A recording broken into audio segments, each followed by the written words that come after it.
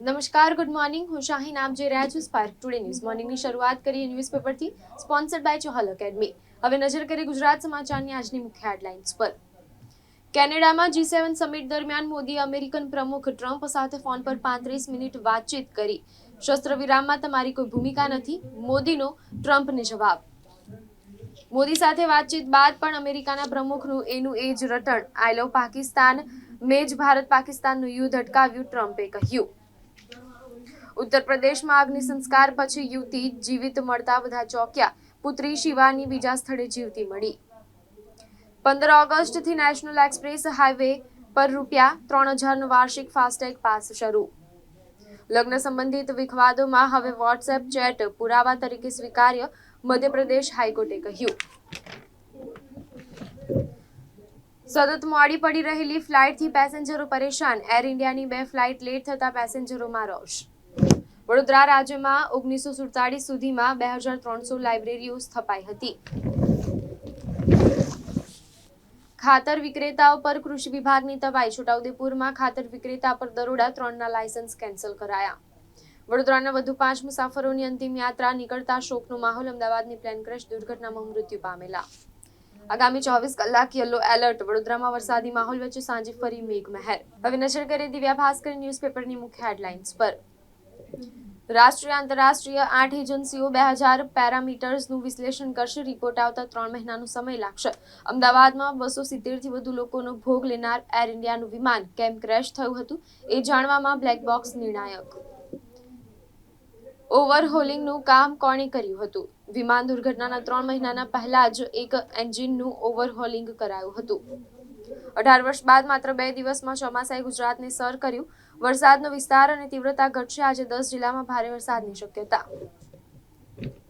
March સુધીમાં 50 અમૃત Bharat train જોડાશે. Railway waiting ટિકિટનો અંત લાવશે. ટ્રેનોમાં 1.5 લાખ નવી સીટો ઉમેરાશે. ઈરાન ઇઝરાયલ યુદ્ધ. ટ્રમ્પની સરેન્ડરની ધમકીને ઈરાનના સુપ્રીમ લીડર ખામેનીએ ફગાવી. કહ્યું, ધમકી અમને આપો જે ડરતા હોય. યુદ્ધમાં યુએસ ઝંપલાવશે તો ભીષણ તારાજી, ઈરાને કહ્યું.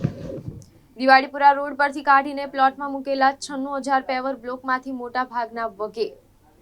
મકરપુરાની ભવન્સ સ્કૂલના વર્ગની છતના પોપડા પડતા વિદ્યાર્થીને ઈજા. એમએસયુની મહિલા આસિસ્ટન્ટ પ્રોફેસરના મોપેડને સિમેન્ટ મિક્સરે અડફેટે લેતા ઘટના સ્થળે જ મોત નીપજ્યું.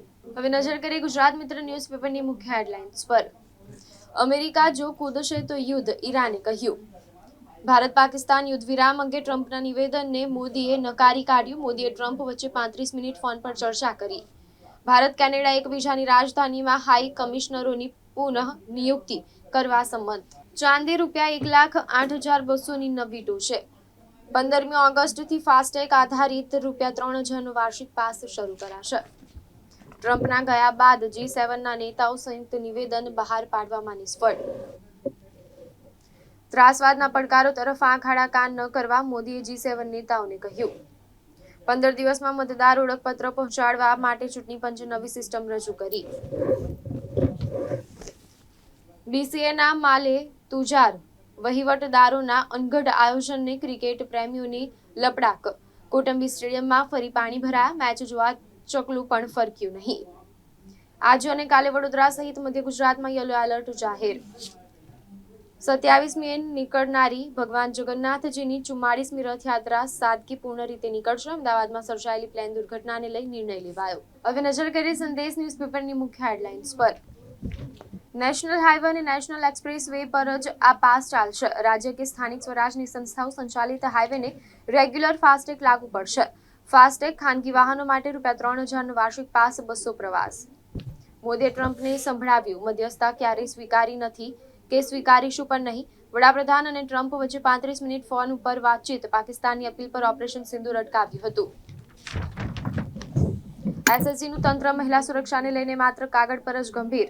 મહિલા ગાર્ડની છેડતી કરનારને મેથી પાક ચખાડી પોલીસ હવાલે કર્યો. દશરથમાંથી ઝડપાયેલો દારૂ ગોધરાના બુટલેગરે મંગાવ્યો હતો. ફતેપુરામાં 231 વર્ષ જૂના રામદ્વારા મંદિરમાં ત્રિદિવસીય મહોત્સવ. મકરપુરા જાંબુઆર રેલવે લાઇન પર ટ્રેનની અડફેટે મગરનું મોત નીપજ્યું. અમદાવાદ એરપોર્ટ પાસે હવાઈ માર્ગમાં હાઈરાઇઝ બિલ્ડિંગ જેવા 333 અવરોધ. શહેરમાં જોરદાર વરસાદી ઝાપટું, આજે પણ વરસાદની આગાહી. રૂપિયા 95 લાખ ખર્ચીને 3 મહિના માટે 200 તરવૈયાઓ અને રેસ્ક્યુ વોલેન્ટિયર્સ રખાશે. હવે નજર કરી ગુજરાતની અસ્મિતા ન્યૂઝપેપરની મુખ્ય હેડલાઇન્સ પર. ઈરાની સુપ્રીમ લીડર ખામેનીએ કહ્યું, સરેન્ડર નહીં કરીએ. આતંકવાદ માનવતાનો દુશ્મન. G7 સમિટમાં મોદીએ કહ્યું, ભારત અને કેનેડાના સંબંધો ખૂબ જ મહત્વપૂર્ણ. પશ્ચિમ બંગાળ સરકાર દ્વારા જારી કરાયેલ નવી ઓબીસી યાદી પર વચગાળાનો સ્ટે લગાવાયો. ગુજરાત પોલીસના નામે કુબેરનગરની સોસાયટીમાં ફેક લેટરો આવતા ખળભળાટ. વિજાપુર GEB રેલવે અંડરબ્રિજ પાસે ટુ વ્હીલર સ્લીપ થવાના બનાવો વધ્યા. સરખેજ પોલીસ સ્ટેશનથી બોલું છું કઈ હોમગાર્ડે કોચ પાસે પોક્સો કેસ નહીં કરવાના 5 લાખ માંગ્યા. ડીસા અંબિકાનગરમાં 49 વર્ષથી વરસાદી પાણીના નિકાલને લઈને સ્થાનિકો ત્રાહિમામ. ભાવનગર તાલુકાના નારી માઢિયાર રોડ પાસે ભાલ વિસ્તારમાંથી 58 લોકોને રેસ્ક્યુ કરાયા. તો આ હતી અત્યાર સુધીના ન્યૂઝપેપરની મુખ્ય હેડલાઇન્સ. વધુ અપડેટ્સ માટે જોતા રહો સ્પાર્ક ટુડે ન્યૂઝ.